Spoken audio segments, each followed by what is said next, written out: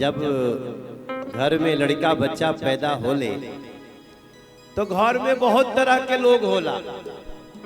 आज जे जैसन रहेला अपने बच्चा के वैसने भविष्य देवे खातिर कोशिश करेला, सपना देखेला। तो कोई कहता कि हमरा बुझाता बबुआ कि जीएम होई है, त कोई कहत बा डीएम होई है हो।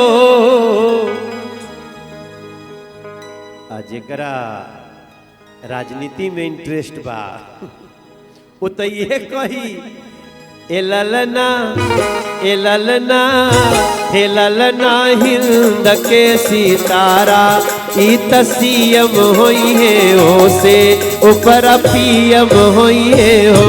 हे ललना हिंद के सितारा ऊ सीएम होई है हो से ऊपर पीएम होई है हो। हे ललना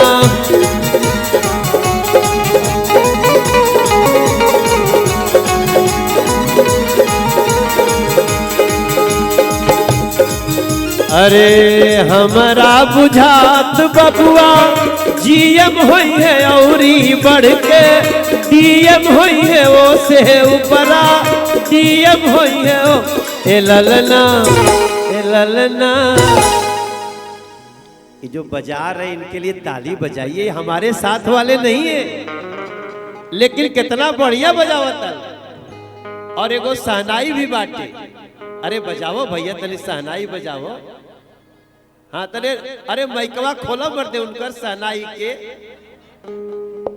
हाँ बजाई बजाई।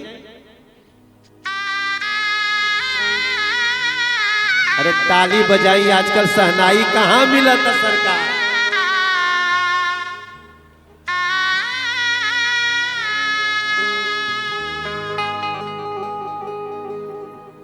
और अब घर में खाली बच्चा होके इतने मांगी जाके देवरही माई के लगे खाली बेटा मत मांगी जा, बेटी भी होके तो स्वागत करी जाओ करी। हमनी के संस्कृति सब कोई खाली बेटे मांगता।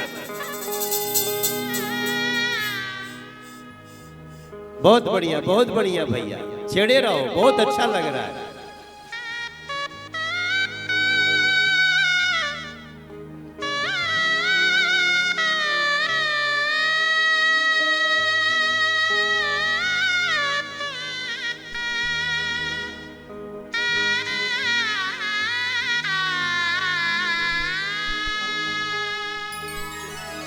अरे बबुआ हमार महाराज